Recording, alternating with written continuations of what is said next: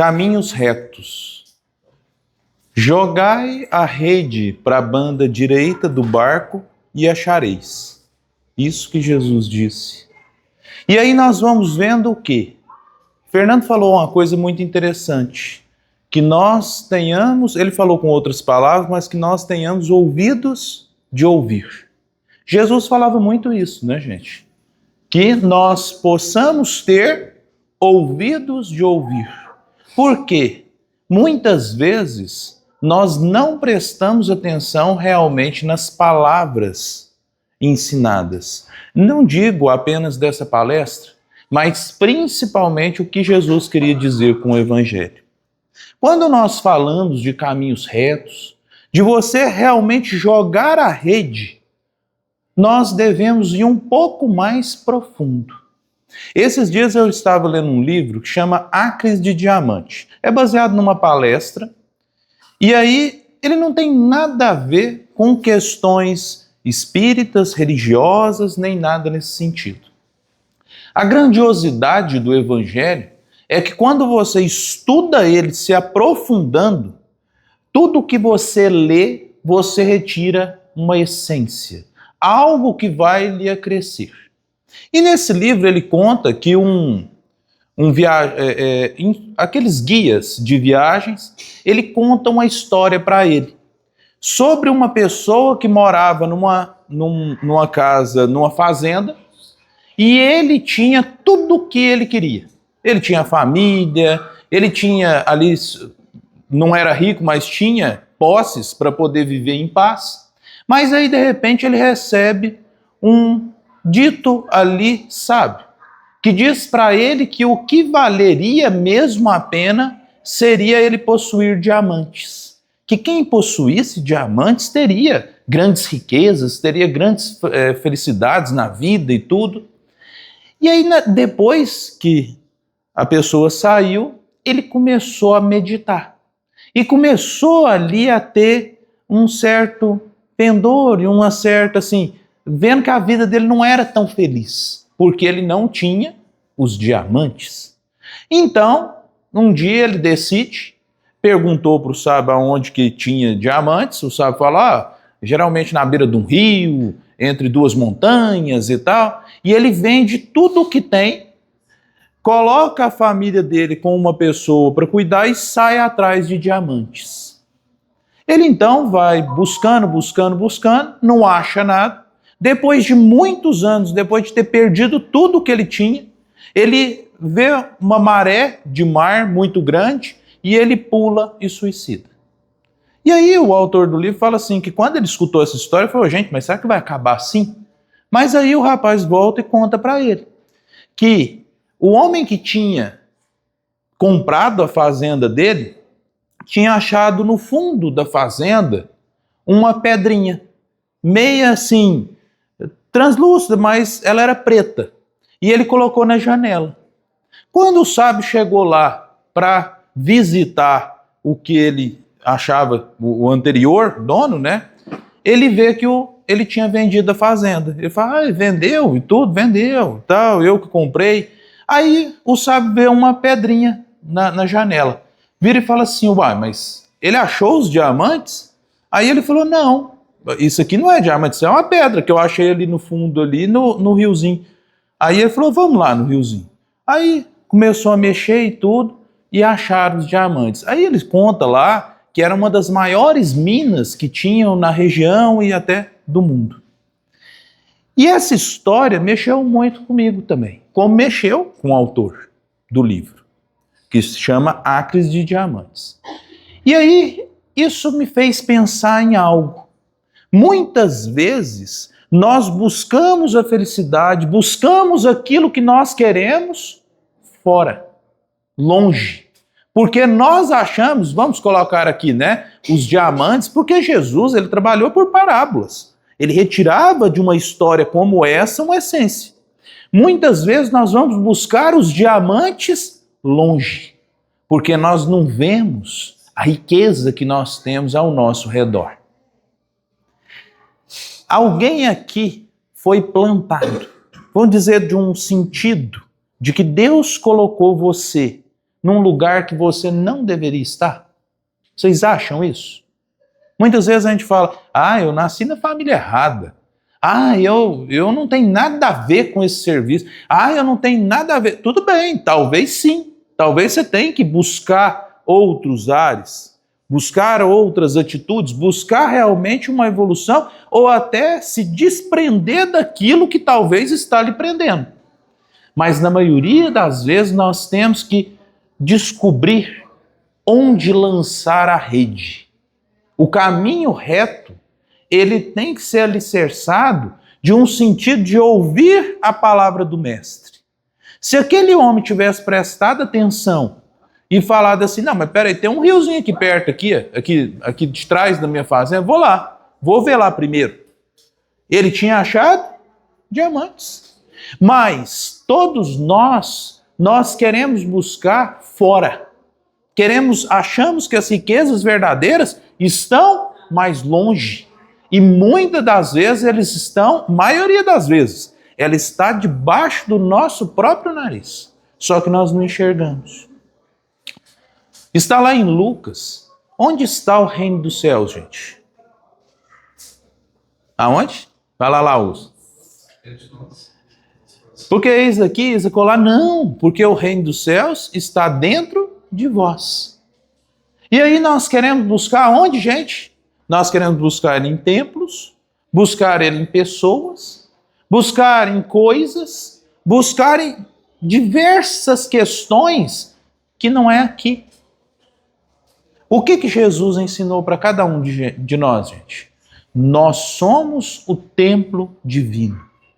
Qual que é o tamanho do reino dos céus? O reino dos céus é semelhante a um grão de mostarda. A menor, quem já viu um grão de mostarda?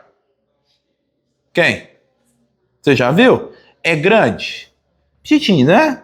Mas na hora que ele cresce, ele se torna maior das hortaliças, ao ponto de que os pássaros nele buscam abrigo. E aí nós vamos vendo isso. Porque se o reino de Deus está dentro de nós, o que nós temos que buscar, gente? Adubar, trazer para dentro desse reino, para ele poder germinar dentro de nós. Jesus era Deus? Era Deus? Era, gente. Vamos lá. É interessante porque até hoje várias pessoas rezam a Ave Maria e falam Mãe de Deus. Por que Jesus tem uma comparação com Deus? Já disse isso em várias palestras.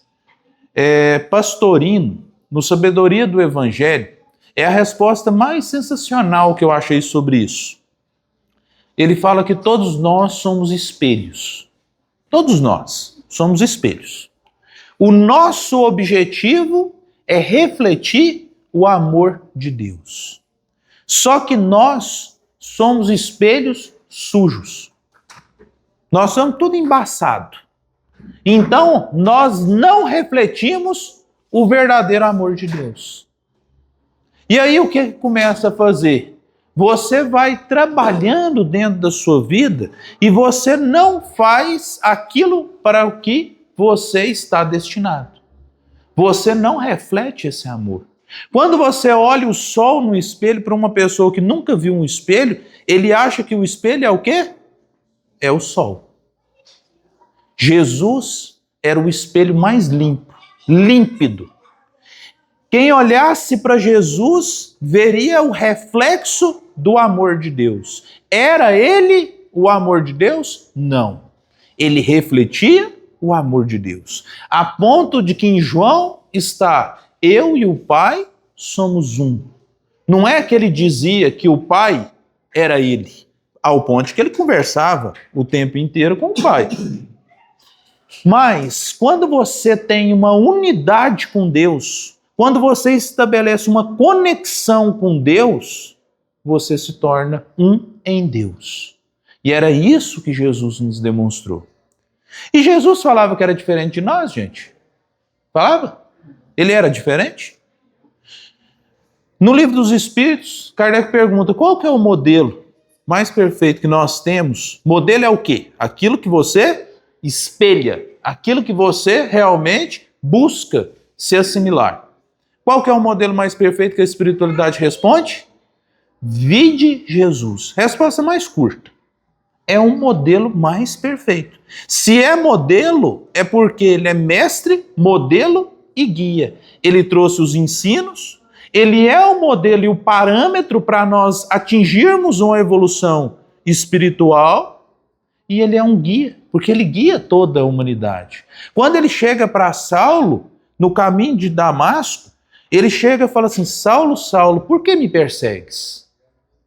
E aí nós vamos questionar, mas peraí, quando Saulo começou a perseguir os cristãos, Jesus já estava desencarnado. Ele já tinha morrido do corpo físico. Por que ele fala, por que me persegues? Porque todo aquele que anda com Cristo, vinde a mim, porque meu jugo é suave e meu fardo é leve. O que é o jugo, gente? Jugo, apesar, eu achava que era julgamento, mas é aquela canga que tem no boi, vocês já viram? Que coloca uma aqui e coloca outra. E aí vai andando o boi junto. O jugo de Jesus é quando você coloca a andar no caminho reto de Jesus. E aí nós vamos falar assim, mas o que seria a rede? Por que jogar a rede? Todos os dias nós acordamos e saímos a pescar. Mudou, é lógico que mudou a questão da profissão, né? Aqui, principalmente na nossa região, só se a gente pescar no Rangel, né, gente? Ninguém vai querer pescar no Rangel. Quando eu era criança tinha languira lá. Uma vez eu pesquei, minha mãe me bateu e me deu banho de álcool, porque eu estava fedendo demais lá. Mas tem na região pesca. Quando você sai para pescar, você sabe aonde tem o peixe? Quem aqui é pescador? Seu pai é? Como você faz para achar os melhores peixes? O maior, né? Porque pescador... Esses dias eu estava vendo, só cortando, que tinha um chinelinho vendido na Shopee, que era para pescador. Ele era um mini chinelo. Você coloca do lado do peixe pequenininho e aí fica parecendo que o peixe é grande, maior que um chinelo. É interessante, né? Como você acha os maiores peixes? O peixe geralmente fica nas partes mais profundas, assim, do lago, na corredeira. É perigoso? Olha que interessante. Aonde tem os maiores peixes, você tem que buscar em águas mais profundas. E aí nós vamos vendo quando Pedro estava na barca, e é muito interessante, né? Porque nós vemos, primeiro eles acham que é um fantasma, né? Eles viram assim, não, é um fantasma, fica com medo, né? Até eu ia ter medo. Se eu visse um fantasma, ia ter dois, porque eu ia desencarnar e ia ficar dois fantasmas. E aí Pedro vira e fala, se é tu, faça que eu vá até você. Que assim seja feito. Venha, Pedro. Pedro começa a seguir olhando para Jesus, focando no mestre. E ele começa a fazer o quê? Ele começa também a caminhar sobre as águas. Olha o tanto que vem o mestre, modelo e guia. Ele não diz que só ele caminhava. Se tem fé, vem Pedro. E Pedro começa a caminhar em direção ao Cristo. Mas o que narra o Evangelho? Ele começou a escutar a tempestade, o vento, tudo ali, e ele começou a ter medo. Naquele mesmo instante, o que acontece com Pedro? Ele começa a afundar. E ele diz, mestre, me salva. Ele estende a mão, puxa Pedro e fala, Pedro, não desfoque de mim. Olha que ensino, até me arrepia. Porque o que acontece? Todas as vezes que nós seguimos o caminho que o Cristo nos ensinou, o caminho reto, nós estamos observando o mestre, modelo e guia, então nós estamos olhando para ele, olhando para os seus ensinos, olhando para as suas palavras. Realmente aquilo que ele ensinou. Quando nós prestamos atenção na tempestade, que é tudo aquilo que tem de ruído. Quem aqui já viu uma tempestade, gente? Mas tempestade de verdade mesmo. Aquilo dá medo. Dá medo. E aí uma vez um rei estava procurando um quadro que simbolizasse a paz. Aí ele chega, o que simbolizasse a paz? Aqui tem quadro? Ah, tem um quadro ali. Aí o que acontece? Chegou gente que trouxe quadros maravilhosos de paisagem, de tudo, tudo que era bonito. E o rei falava, não, isso não assimila para mim a verdadeira paz.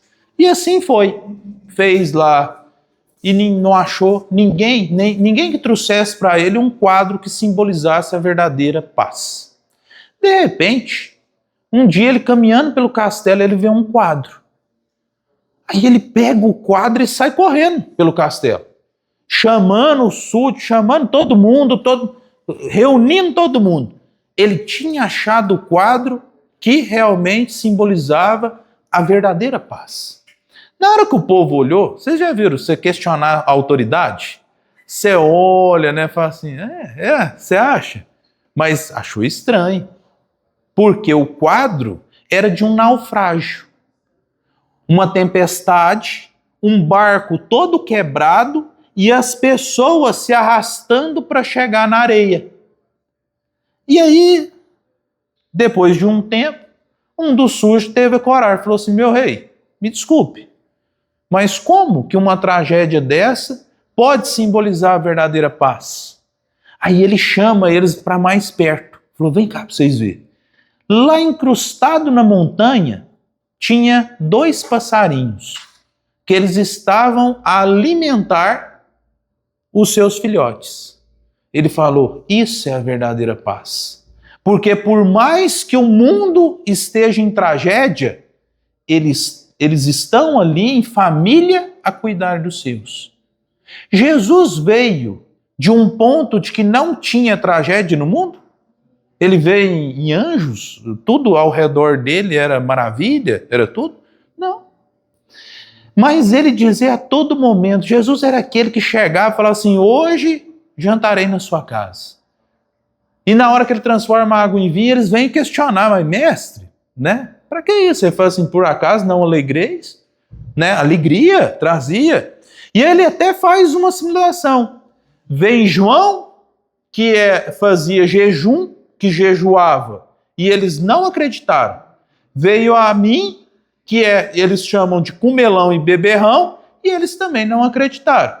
Então Jesus já se denominava dentro desse sentido. Mas Jesus nos ensinou, por mais que tudo estava em tragédia, se você tivesse em família, se você tivesse ali dentro do seu círculo mais profundo, você estaria na verdadeira paz. Porque Jesus, em nenhum momento, ele veio dizer que não teríamos aflições. O que Paulo fala? No mundo tereis aflição. Né? Não, está em João. No mundo tereis aflição, mas tendes bom ânimo, porque eu venci o mundo. O que é vencer o mundo, gente? É você vencer tudo aquilo que é material. Tudo aquilo que te arrasta para o material. Quando nós pensamos em templos divinos, se eu falar para você, me fala um templo divino. Qual que é o seu nome? Hélida, me fala um templo divino. A graça de ser mãe. Ela falou uma pessoa, não é? Nós somos, muito bem respondido, nós somos o verdadeiro templo divino. Mas nós não temos noção disso. Não apenas no ato de ser mãe. Em todas as esferas da vida, você tem que ser o verdadeiro templo. Esses dias eu vi uma charge que me chamou muita atenção. Estava uma pessoa sentada, esses dias não, tem muitos anos, esse eu via mais anos. Estava uma pessoa sentada e ele estava incomodado porque tinha uma pessoa acima dele. Então ele olhava só os pés da pessoa. Então ele mostrava a imagem, ele incomodado, assim, fechando a cara, olhando para cima e tal. Depois passou mais um momento, ele viu que tinha uma pessoa abaixo dele. E aí ele se sentiu todo. Ele fazia assim, inflava o peito, olhava para baixo, que ele era maior do que alguém. E aí nós vamos vendo isso na nossa sociedade. A todo momento, por mais que nós achamos que estamos numa classe, né, numa classe X, naquela linha X, tem pessoa abaixo de nós e pessoa acima. Isso, no Livro dos Espíritos, Kardec até pergunta para a espiritualidade, e ele vai galgando os graus de evolução de um espírito. E espírito não para, gente, de progredir. Então, na hora que você vai vendo, tem os espíritos que vão chegando ao espírito crístico. Mas aí, na hora que você chega no grau mais elevado espiritual, aí para? Será que para? Não. Há sempre senda a progresso. E aí nós vamos vendo até de comunicação de espírito. O Cristo, ele diz que ia preparar uma morada. Não ia, gente? Preparar uma morada. E quando todos estivessem preparados, ele ia abrir ali a porta a essa morada. E nós vamos vendo isso até no festim de núpcias, né? Nas bodas ali, que ele vai chamando várias pessoas. Eu nunca vi, quando eu era criança, a gente, eu doido para ir em festa, né? A gente era bem difícil de você ir numa festa, e esse povo não querendo ir nessa festa, não é um absurdo isso. Só que aí nós vamos vendo assim, mas Jesus preparou a morada. Como que Jesus sonda todo mundo? Porque é complicado o espírito superior, né? Como que ele faz essa sondagem, esperando talvez a pessoa ter aquele momento de perdão, de pedir o perdão, de se redimir, porque é instantâneo. A espiritualidade superior parece que assim, na hora que o momento muda o pensamento, eles já estão ali para fazer o resgate. E aí nós vamos vendo que um espírito superior não é que ele está em todo lugar, mas o seu pensamento reflete igual o sol. O sol está lá, não é, gente? Bem longe. Mas chega para nós o quê? Seus raios. Os raios do sol chegam a todo momento. E ele chega de todos os sentidos. Os espíritos superiores são da mesma forma. E aí nós vamos vendo o seguinte, jogar a rede, o que tem a ver jogar a rede com essa questão dos raios, do sol, dos espíritos superiores? Aqui no texto de hoje, fala assim, caminhos retos. E ele lhes disse, lançai a rede para a banda direita do barco e achareis. João, capítulo 21, versículo 6. A vida deveria constituir por parte de todos nós rigorosa observância dos sagrados interesses de Deus. Dos sagrados interesses de Deus. O que Deus tem interesse em nós, gente? O que Deus tem interesse? Vocês já pararam para pensar? Porque isso é filosofia. Qual que é a tríade que o Espiritismo faz? Ciência, filosofia e religião. Filosofia é o quê? Fazer os questionamentos. Quem aqui já se questionou o que Deus quer de mim? Porque se você não fizer essa pergunta, você não vai encontrar. Porque o que ele fez, qual que é o nome do senhor? O que ele espera do Gaspar não é o mesmo que ele espera do Nicolas. É a mesma coisa? Será? Não. Mas de um ponto de vista de evolução espiritual, sim. Isso é um marco maior. Mas para atingir ele, vocês podem ter certeza que o Gaspar e o Nicolas não vão talvez traçar o mesmo caminho ali de um ponto de vista material. Eles vão ter que trabalhar cada um com aquilo que eles têm. Porque cada um trabalha com o instrumento que ele tem. E tem gente que pede a Deus assim, se Deus me desse riqueza, eu ia ajudar os outros. Será que ajuda enquanto não tem riqueza? Porque se não tem riqueza e já não ajuda em nada, por que se tiver riqueza vai ajudar? Por que o rico é mais difícil de entrar no reino dos céus? Por quê, gente? Porque ele é rico em si? Não, porque tem mais o quê? É interessante porque tem rico que não tem apego.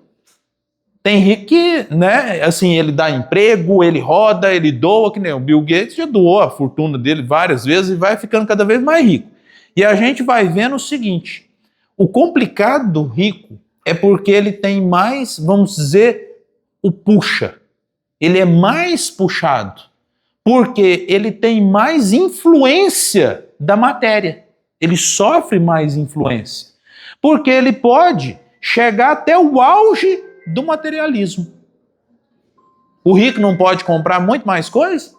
Não pode ter muito mais do que o pobre em si? E ali ele vai vivendo, talvez, os excessos. O que atrapalha a todos nós, gente, é o excesso. O excesso em todo sentido. É bom ter fé, gente? É bom? É bom ter fé em excesso? Não. Aí você fica, talvez, desvarado. Aí vem aquelas pessoas realmente, aqueles fanáticos religiosos. Porque a fé, ela também tem que vir no equilíbrio. Tudo é equilíbrio. Ah, mas fé demais é muito bom. Depende de como você vai alicerçar a sua fé. Porque o centurião romano, ele era mais religioso do que os judeus ali, os que andavam, os discípulos que andavam com Cristo. Centurião romano que procurou o Cristo para curar o servo, ele tinha mais religiosidade de um ponto de vista cristão, de amor, de seguir os ensinamentos do Cristo, do que os discípulos do Cristo, gente? Será? Porque na hora que ele chega pedindo para o mestre para curar seu servo, Jesus, vamos imaginar que Jesus está aqui agora. Aí Jesus vira e fala assim, não, eu vou lá agora. Aí ele fala, não, mestre. Aí ele faz dentro do Evangelho de Lucas tem mais, que ele faz um insight, eu, né, comando os meus exércitos, se eu dou uma ordem, meu exército cumpre. O Senhor tem os exércitos celestiais. Eu não sou digno de que entreis em minha morada. Dizei uma só palavra e meu servo será curado. O que Jesus responde para ele? Não vi em toda Israel tamanha fé. E ele fala isso não só para ele, mas para todos os discípulos dele que estavam ali. Porque Jesus, na hora que a gente fala em discípulo, nós imaginamos 12, né? Aqueles 12 ali. Não. Discípulos, Jesus tinham vários, muitos. Porque você tem que contar principalmente as mulheres. Jesus foi o primeiro a romper e bater em cima de questões da questão do machismo, que eles diziam ser uma sociedade patriarcal. Na realidade, era uma sociedade machista, onde a mulher era totalmente oprimida. E Jesus faz o quê? Caminha com elas. Quem que vê Jesus primeiro, gente? Depois que ele tem a ressurreição? Hã? Uma mulher. Para demonstrar ali, o Cristo demonstrava a todo momento, dentro do seu evangelho, a importância desses discípulos. Apóstolo é diferente. Ele escolheu 12 apóstolos, que eram aqueles que iam representar a sua pessoa. Mas isso é muito questionado. Porque tinham mulheres, conforme Maria Madalena, tantas outras, que também tinham essa representatividade do Cristo. E aí nós vamos vendo, de um ponto de vista mais sublime, que nós entramos nessa senda do centurião romano e Jesus fala, não vi em todo Israel tamanha fé. Vá, seu servo está curado. E ele sai. E isso era quem oprimia o povo judeu. Então, quando nós estamos falando de caminho reto, Jesus não estava falando de etnia, de raça, de religião, porque o judaísmo, o centurião romano era o quê? Ele era um gentil, adorava deuses, né? Vários deuses ali. E aí nós vamos vendo que Jesus desalicerçou a fé de questões religiosas, de raça, de etnia, de sexualidade, de várias outras questões. Ele trouxe que a fé é algo que brota do íntimo. Isso independente do que você segue. Porque Jesus, ele não trouxe uma religião. Ele trouxe uma doutrina de vida fundamentada e baseada no amor. Ele até fez o contrário. Ele afastou conceitos religiosos do seu tempo. Práticas exteriores. Nós estamos no estudo do Evangelho de Mateus, que é um estudo sequencial que nós fazemos no canal do NEP Honório Abreu. Hoje saiu o capítulo 23, versículo de 33 a 36, aonde ele fala dos castigos iminentes que sofreriam ali a questão dos doutores da lei. Na hora que a gente fala dos fariseus e também daquelas pessoas que estavam imbuídas. Quando nós tratamos desses doutores da lei, ele foi muito duro, muito firme, que eles estavam realmente desalicerçados do verdadeiro amor. E quando nós olhamos como Cristo tratou sobre isso, nós vamos vendo que ele retirava todas as práticas exteriores. E ele ainda, nos versículos anteriores a esse, ele fala que os fariseus eram semelhantes a sepulcros caiados, que por fora eram limpos. Quem já viu um sepulcro? Hoje eu fui até no cemitério, que hoje é o aniversário do meu pai, só que ele faleceu. Aí eu não vou no cemitério, tanto que tem 3 anos que fez o túmulo dele, eu não tinha ido lá ver como é que ficou o túmulo. Aí eu não achava o túmulo. Mas eu vou sempre aqui no centro, procuro fazer as orações, elevo. Eu não gosto muito do cemitério em si. Mas hoje me deu vontade, falei, eu vou lá. Aí cheguei lá, estava lembrando disso. Os sepulcros, né? Porque foi há pouco tempo que nós fizemos um estudo. O que é um sepulcro na hora que você olha? Ele é lindo, né? Você passa lá, tem cada túmulo um mais bonito que o outro. Aí você chega, de repente, um túmulo brilhante. Mas aí Jesus fala aos fariseus, vós sois iguais aos sepulcros. Por fora brilham, por fora lindos, mas por dentro estão cheios de podridão. E vai assemelhando tudo a isso. E Jesus vai chamando a atenção nossa também. Porque nós ainda até hoje somos muito apegados a práticas exteriores, a rituais, a promessas. O que é uma promessa, gente?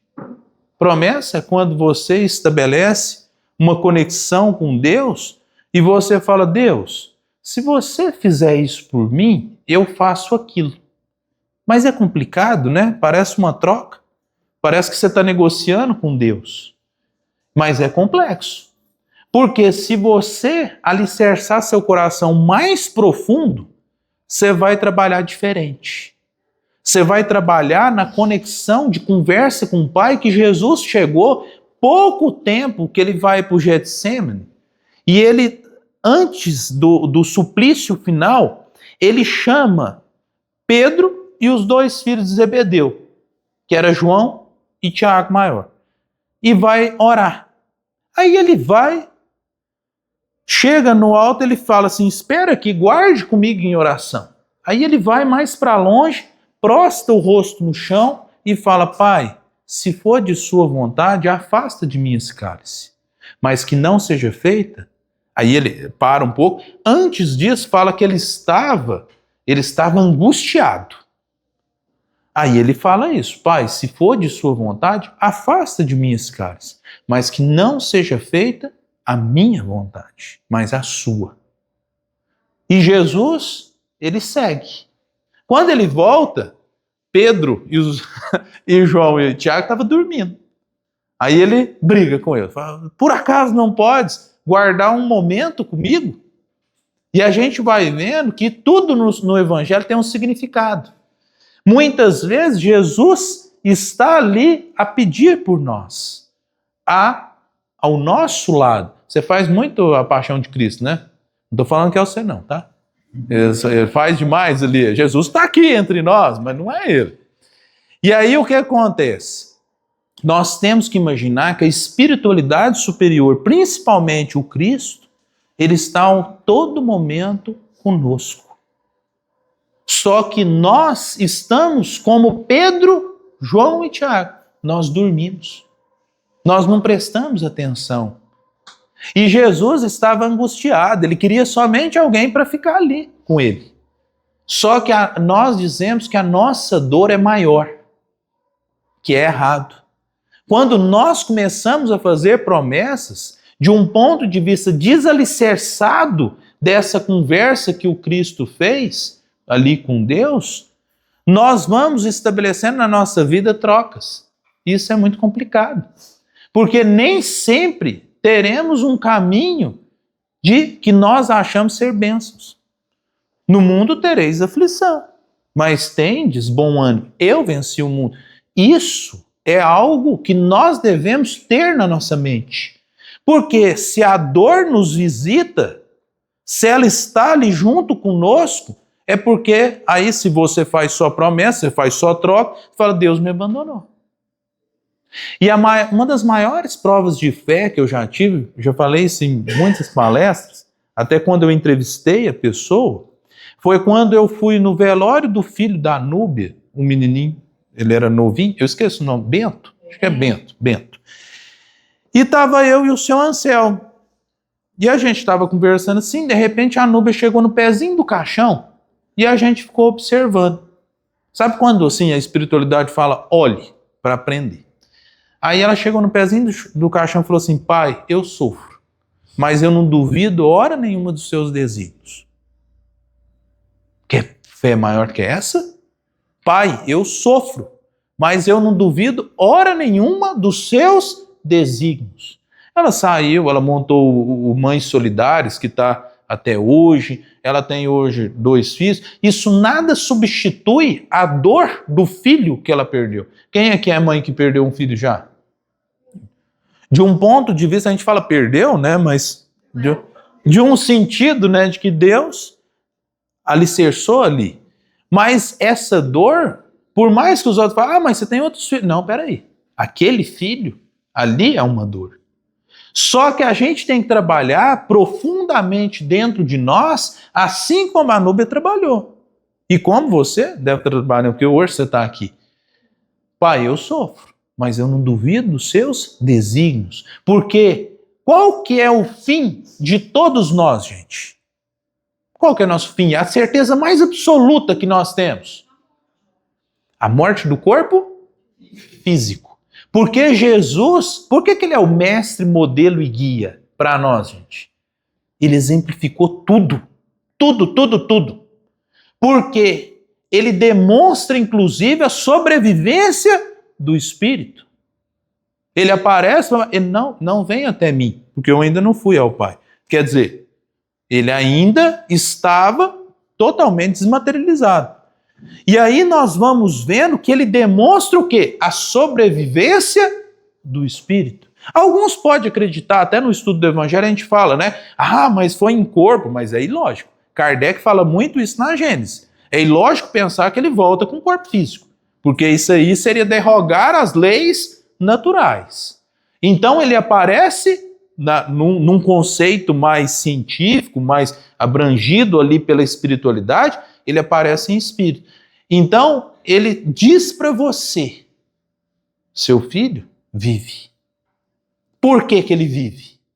Porque eu demonstrei e apareci. E a gente vai trabalhando muito isso dentro de nós. Porque tem gente que fala assim, eu não tinha escolha. Ou era matar ou morrer. Você teve escolha. Matar ou morrer. E sempre nós temos escolhas. O Cristo tinha escolhas. Ele podia ter escolhido seguir Pedro na hora que Pedro fala. Eu também falaria, né? Vai lá não, eles vão te matar. O que ele responde? Vá de retro, Satana. Tu me és pedra de tropeço. Eu tenho que cumprir minha missão. E aí nós vamos vendo que o mestre tinha consciência do que ia acontecer com ele. Mas ele tinha consciência maior de que seria cumprida a vontade do Pai. E é isso como a Núbia fez ali, como você certamente fez, e que tantas outras mães fizeram, e fazem até hoje, que é tentar ter essa confiança em Deus, porque a verdadeira vida não é aqui. Eu estou aqui hoje falando, amanhã possivelmente não estarei. Mas a gente vai trabalhando justamente sobre isso. Caminho reto é você tentar seguir o Cristo. Aí nós vamos vendo André Luiz. André Luiz, quem é que assistiu o Nosso Lar? É muito bom. Quem não vê, veja. O 1, principalmente. O 2 eu gostei, mas não, nem chega perto do 1. O 1 é muito bom. E aí o que acontece? Tem um momento que André Luiz recebe vamos dizer, a bênção. Eles falam, você não está preparado para descer na terra. E ele, eu quero ir. Porque a gente acha que a gente quer tudo no tempo da gente. Aí ele desce lá, vê a viúva dele, né, que era a esposa, né, porque ex que ele faleceu e tal, e vê com outro homem. Na hora que ele vê a viúva com outro homem, o que ele faz? Ele se ira. Ele fica, o quê? Irado. Ele fica assim. E no mesmo instante ele vibra e vai parar de volta no umbral. Olha que interessante. O umbral, então, gente, é um local ou ele é um estado de espírito? Estado de espírito. Nós podemos... Quem aqui já passou por uma dor muito grande? Você podia estar no melhor lugar. A pessoa te oferecer a melhor comida. Ou te oferecer o que fosse. Você não estaria em paz. Porque não é o local, é o seu estado mental, o seu estado de espírito. Tem gente que está nos melhores locais assim de castelos, de outras coisas, com dinheiro, com fama, com aquilo outro, mas não está em paz. Porque paz é um estado de espírito. E aí nós vamos trabalhando muito sobre isso. Peraí, se o umbral é um estado de espírito e o caminho reto eu devo jogar minha rede dentro do trabalho, aqui fala, frequentemente, porém, a criatura busca sobrepor-se aos desígnios divinos, porque nós achamos que é aquilo que a gente quer que é o certo. Jesus queria ser morto num sentido geral, porque senão ele não pedia, angustiado pela Pai, afasta de mim esse cálice. Então, quer dizer, ele tinha ali um receio, mas aí ele fala, mas que não seja feita a minha vontade, mas a sua, buscando força. Mas nós queremos frequentemente, porém, a criatura busca sobrepor-se aos desígnios divinos, porque nós achamos que aquilo que aconteceu conosco não era para ter acontecido. Aquilo que realmente nos aflige não era para ter ocorrido. E aí nós vamos vendo que dentro desses desígnios divinos, você não tem que questionar, Pai, por que eu sofro? Mas, Pai, para que eu sofro? O que você quer me mostrar com isso? O que você quer me ensinar com essa dor? Porque dor, ela é um mecanismo de quê, gente? Não apenas de aprendizado. De que mais? Defesa. Porque na hora que você sente a dor, quem não sente dor, o que acontece, gente? Se chega uma pessoa dar uma facada, ele morre. Porque ele não sente a dor da facada. Então, todas as vezes que nós sentimos a dor trabalha dentro de nós como mecanismo de defesa. Ela está a nos mostrar que tem algo errado. Tem algo errado comigo. E eu tenho que buscar alicerçar minha vida de uma maneira diferente. E ainda fala assim, estabelece-se então o desequilíbrio, porque ninguém enganará a divina lei. E o homem sofre compulsoriamente na tarefa de reparação. Porque a gente acha, eu quero ter dinheiro. Eu quero ter dinheiro. Mas peraí, você quer ser só dinheiro?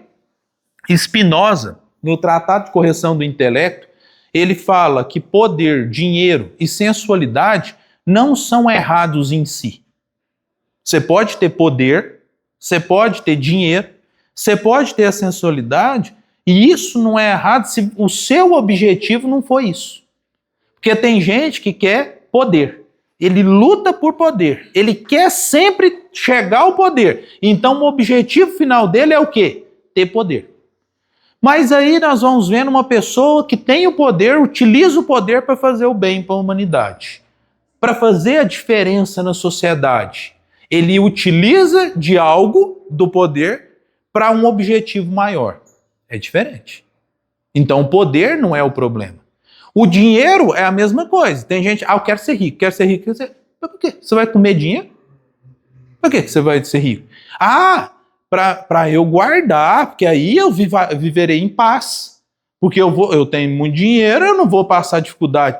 Lembremos da parábola, daquela forma que chega, fala assim, mestre, os estaleiros estão cheios. O que eu devo fazer?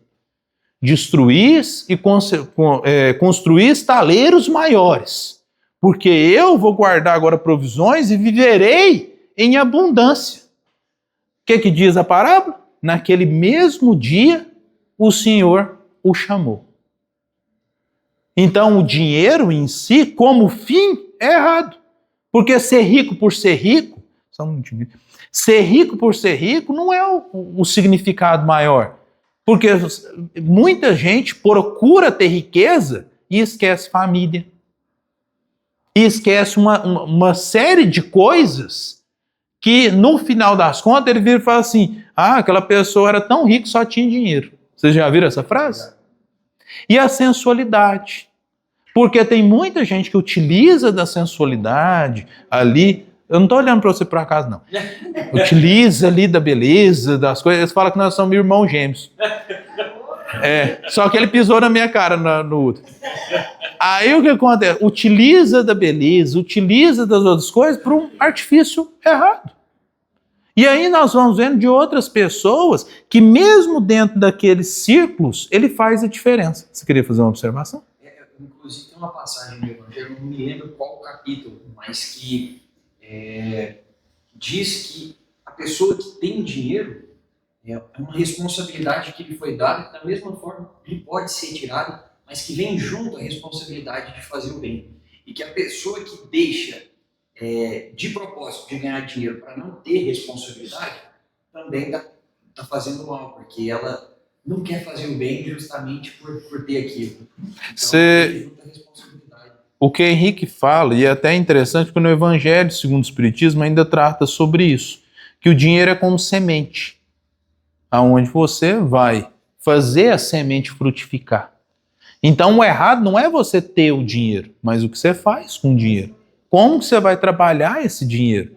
Até para você não ter a ganância de você achar, ter a soberba, ter realmente os excessos que o dinheiro traz e até o desprendimento. Gente, a gente não tem, nós não temos assim vamos dizer assim, nós não somos agarrados de um ponto de vista espiritual somente com dinheiro, não. Porque tem gente que fala assim, nossa, fulano morreu e fica aí, querendo ficar na fazenda dele, querendo ficar na casa que ele tem. Não, nós temos muito, assim, aquela questão de ter uma afeição e achar que temos posse sobre pessoas. Tem várias pessoas que fazem como André Luiz, que chega lá, ele acha que tem uma posse sobre a esposa. Ele acha que é minha filha. A gente fala até assim, né? Enche a boca, é meu filho. Não, peraí. Tudo aquilo é emprestado por Deus. Até esse corpo aqui, ele é um corpo material.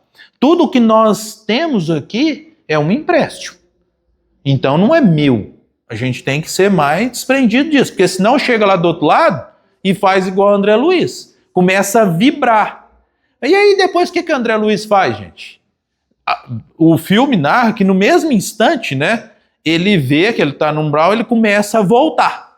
Aí ele vai voltando. Só que, gente, tempo para espírito, tempo é relativo. Até na ciência e na física fala. Tipo assim, o espaço-tempo é diferente, principalmente no plano de vista espiritual. O que para ele pode ser 1 minuto, para nós pode ser décadas. Então, na hora que ele vê que ele está errado, ele volta. E aí depois ele vai lá, abençoa a água, né? E traz ali o auxílio ao atual companheiro da sua esposa. E nós vamos vendo isso de uma maneira muito grandiosa. Ainda fala assim, alguns companheiros desesperam-se no bom combate pela perfeição própria e lançam-se num verdadeiro inferno de sombras interiores. Queixam-se do destino, acusam a sabedoria criadora, gesticulam nos abismos da maldade, esquecendo o capricho e a imprevidências que os fizeram cair. Jesus, no entanto, há quase 20 séculos exclamou: lançai a rede para a banda direita do barco e achareis. E o fechamento desse livro, desse capítulo, é muito importante, que fala assim: figuradamente, o espírito humano é um pescador dos valores evolutivos na escola regeneradora da Terra. A posição de cada qual é o barco. Em cada novo dia, o homem se levanta com a sua rede de interesses. Estaremos lançando a nossa rede para a banda direita? Fundam-se nossos pensamentos e atos sobre a verdadeira justiça? Olha que ponto. Todos os dias nós levantamos com as nossas redes de interesses. Será que nós estamos jogando essas redes de interesses na banda correta que o mestre ensinou? Ou será que nós estamos jogando em futilidade? Não digo que é errado não ver um jogo. Eu mesmo estava lá tentando secar a França para ela já sair rápido e acabar. Mas aí o que acontece? Se você deixar de vir aqui por causa de jogo, peraí, só um pouquinho. Vamos ver. Primeiro você tem que saber qual que é o seu verdadeiro interesse. Você vai largar de buscar uma evolução espiritual, de buscar um melhoramento por conta de uma questão material? Mas a gente tudo tem que ter ponderação. Vamos supor, é um jogo de final ali, ou um jogo do Brasil que nem teve há pouco tempo. O que custa você reunir em família, ali se alegrar, como Cristo se alegrou ali no casamento, transformando a água em vinho, festando, conversando, jantando com as pessoas? Também isso é importante. Então a rede do interesse não é você buscar somente as coisas ditas santas, mas é você buscar os momentos que vão te fazer progredir. Talvez um café da manhã com a mãe, com o pai, ali com o avô, você não sabe o tanto que aquilo vai fazer falta no futuro. Aquilo talvez é mais importante que qualquer outra coisa. Tem gente que fala assim: mas porque eu não fui no centro hoje? Fala assim: mas você foi visitar algum parente? Você estava com alguma pessoa que você conhece? Porque isso é muito importante também. Porque se nós encarnamos com aquelas pessoas ao nosso redor, é muito mais importante. Se nós somos o templo divino, talvez você visitar um parente seu, ou até uma pessoa que esteja doente, visitar o asilo que fica aqui pertinho, visitar as pessoas, é muito mais proveitoso que você ajoelhar o pé e ficar rezando.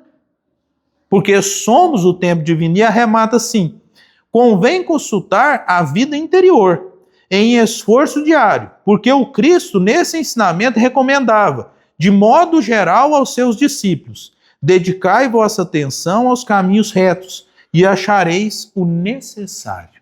Quem aqui já viu aquele Mowgli, o menino lobo, que tem uma musiquinha que fala assim: somente, eu não canto, eu encanto, tá? Somente o necessário, o extraordinário é demais. Uma coisa assim. Nós pedimos o extraordinário. Nós queremos tudo ao máximo. Porque nós gostamos de pensar no excesso. Mas nós temos que ter em mente que nós devemos receber o necessário.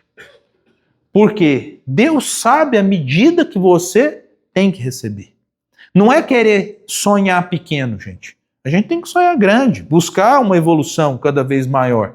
Só que você acha que Pedro saiu ali daquela pessoa que cortava a orelha do soldado, que negava o Cristo, que afundou na água, que é um tanto de coisa que Pedro fez, para chegar lá de uma vez, assim, foi um salto, para chegar no final da vida dele e falar assim: não me crucifiquem.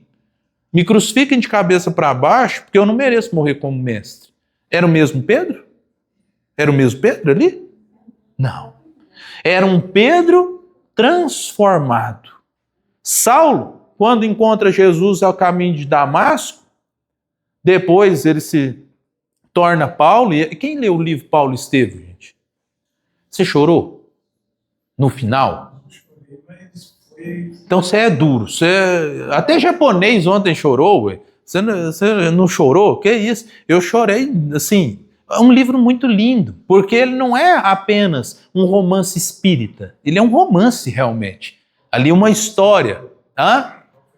3 partes, principalmente o final. E é interessante porque nós vemos uma evolução em Paulo. E o que mais me chamou a atenção no livro, gente, foi uma parte tão simples, que ele tem uma conversa com Gamaliel, e aí depois, quando ele faz a dita conversão, ele fica 3 anos recluso. Tipo assim, fala lá um deserto, mas assim, ele se interioriza, se prepara para depois sair as missões. E ele fica, por exemplo, quando nós vemos o Evangelho de Marcos, a gente questiona, quem que é esse Marcos? Era João Marcos, que era ali em si, ele caminhava com Paulo, e lá narra até quando ele abandona Paulo numa das missões, e depois Paulo fica nervoso com ele. E Paulo era difícil, gente. Ele questiona até Pedro. Ele batia de frente algumas vezes com Pedro. Só que o cristianismo que nós vemos hoje é um cristianismo muito alicerçado em Paulo, porque ele foi aos gentios. E o cristianismo que nós conhecemos, que nós realmente edificamos ali, é esse cristianismo trazido por Paulo. Até no livro fala muito, porque eles estavam discutindo se tinha que ter circuncisão ou não, e Paulo trabalha muito sobre isso, né? E é interessante porque você imagina uma pessoa, mesmo presa, ele vai falar sobre o amor, ele vai falar sobre realmente você ter pulso firme, combater o bom combate. Esse dia eu tive com um amigo nosso, que a mãe tá com câncer, e eu perguntei para ele, falei assim, ela tá bem? Ele pegou e falou assim, ela está combatendo um bom combate. Foi uma resposta assim, né? Dita de Paulo. Porque Paulo, por mais que estava em um combate diário, com todas as aflições, com tudo, ele combatia um bom combate. Não estamos falando num sentido de armas, de outras coisas, mas é realmente você alicerçar seu coração em Cristo e com tudo aquilo que Deus te oferece, você fazer a diferença. Então, gente, somente para finalizar, o caminho reto, não fica esperando você ter oportunidade, não. Oportunidade é a gente que faz. Não fica esperando você ter dinheiro, não. Não é... Quem lembra aqui da oferenda do gasofilácio? Jesus estava lá, você lembra, né? Isso é violento. Você estava lá, talvez. Aí o que estava lá, ele errou, estava lá do Cristo, por isso que ele está aqui até hoje. Aí o que acontece? Cristo estava lá sentadinho, você imagina lá. Aí estava todo mundo indo lá fazer a oferenda. Aí de repente chega uma mulher com uma moedinha, que ele fala lá um denário, eu acho que é um denário alguma coisa. Ele vai lá, ela deposita a oferenda. Aí Jesus fala, aquela mulher... Ela fala que eu estava lá, eu sabia até que era 2 denários. Depositou, aquela mulher doou mais que todo mundo. Aí vem, possivelmente é Pedro, né? Mas como assim? Ela doou apenas umas moedinhas que não vale nada. Aí, então, ela doou do que era necessário. Doe daquilo que lhe é necessário. Eu não tenho tempo, então doa seu tempo. Porque assim você está fazendo algo diferente. Não é simplesmente você doar dinheiro. Não é pedir para Deus, Deus, não dá dinheiro para eu doar, não. É você doar daquilo que lhe é necessário. Não estou falando para ser imprevidente, para você sair doando tudo que você tem. Não, peraí. Mas talvez você pode descobrir dentro de si algo muito mais profundo do que uma simples doação, ao ponto que você vai se transformar em todos os sentidos. Também outro ponto, somente para finalizar, analisem muito sobre essa passagem, mas não de um ponto de vista, assim, eu falo direto que talvez você pegue um texto e lê. E quando Jesus fala com ouvidos de ouvir e com olhos de ver, é você interpretar o que ele queria dizer. Quando ele fala lançai a rede, essa rede de interesses, conforme diz aqui, você tem que saber aonde você vai lançar ela. Será que eu vou lançar num caminho reto? Será que eu vou lançar realmente naquilo que vai fazer eu ter uma evolução cada vez maior? Ou será que eu vou lançar ela em algo de perdição? Aonde que eu vou lançar a minha rede da atenção? E é que nem nós citamos aqui. Não é errado você ver um jogo, não é errado você cantar, né, determinadas músicas e outras coisas, mas é errado você desalicerçar toda a sua vida de acordo com o mestre. Porque o mestre trouxe os caminhos, a verdade e a vida. Eu sou o caminho, a verdade e a vida. Porque ele trouxe os ensinamentos. Então, gente, tentem estudar o Evangelho. Não é ler, é estudar, aprofundar. Tem um livro que é muito bom, chama Evangelho Redivivo. Ele tem o livro 1, o livro 2 e o livro 3. Ele é de coordenação da Marta Antunes e ele é editado pela FEB. É muito bom você estudar o Evangelho. Porque assim, ela traz Rousseau, Norman Chaplin, dicionário bíblico, eles interpretam ali, traz Eliseu Rigonati, que é o Evangelho dos Humildes, ela traz alguns pedaços do Eliseu Rigonati, muito bom, tá, gente? Para estudar o Evangelho. O Evangelho com Emmanuel, ele não pega de uma maneira sequencial. E aí você fica um pouquinho meio perdido. O outro, ele pega do início. Mas tem a coleção do Chico de 4 livros. Vídeo, Luz, Tomós. Esses 4 livros, eles abrangem bem a parte desse Evangelho. Então, abrange, mas aí fica igual. Eu não é que eu estou questionando assim. Eu falo assim, tem hora que a gente larga o Evangelho realmente, de pegar ele ali de uma ordem sequencial, e a gente fala assim, eu já vi muito espírito falar assim, não precisa ler o Evangelho, não, você tem o Evangelho segundo o Espiritismo. Entendeu? Mas já vi gente falando nesse sentido. E aí o que eu falo? Na hora que você pega o Evangelho Redivivo e você pega um estudo do Evangelho, é diferente. Você retira ali a essência para a vida. E aí eu falo assim, é bom ter o Emmanuel, ter ali os alicerces, só que são assim, são trechos. Quando você pega o Evangelho Redivivo, exatamente, ele faz comentário. O Evangelho Redivivo faz estudo. Aí é muito bom. Aí você fala assim, mas para que estudar o Evangelho de uma maneira mais profunda? Muda a vida. Muda a vida. Você estudar o Evangelho, você muda a percepção que você tem da vida. Porque, assim, são muitos ensinos. E você pode terminar de ler o Evangelho, gente, de cabo a rabo, sequencial. Aí você vive mais um pouquinho, aí depois você lê de novo, com a sua vivência nova, você vai interpretar de uma outra maneira. E é interessante, porque você pega o Evangelho de João mesmo, que é um evangelho inspirado, né? Porque ele não está dentro dos evangelhos sinópticos. É muito bom. Então vamos parar de falar, que senão eu fico falando um tempão, né? Vamos elevar os... Pode fazer a prece final aqui para vocês passo a passo? Só um momento. Vamos pedir hoje para o Chico, né, no aniversário do agradecimento dele. Também? O Chico morreu dia 30. Ué, não, meu pai não morreu dia 30 de junho, meu pai nasceu, né? Será que ele morreu no dia de Chico? Eu tô doido já. Não, vamos elevar os pensamentos, pedindo, assim como nossa irmã lembrou, um agradecimento a esse nosso irmão, Chico Xavier, que tanto alicerçou nos nossos corações, que trouxe tantos ensinos, mas principalmente que viveu ali o Evangelho, viveu a paz, viveu o amor. Que esse retorno à pátria espiritual que ocorreu hoje, que nós estamos relembrando a data, possa ser um retorno daquele que combateu um bom combate, realmente. Porque aqui ele exemplificou o amor. Pai nosso que estais nos céus, santificado seja o vosso nome, venha a nós o vosso reino, seja feita a vossa vontade, assim na terra como nos céus. O pão nosso de cada dia nos dai hoje, perdoai as nossas ofensas, assim como nós perdoamos a quem nos tem ofendido, e não os deixeis cair em tentações, mas livrai-nos do mal. Amém. Tem um livro, gente, que chama Lindos Casos de Chico Xavier. Ele é do Ramiro Gama, ele é edição esgotada.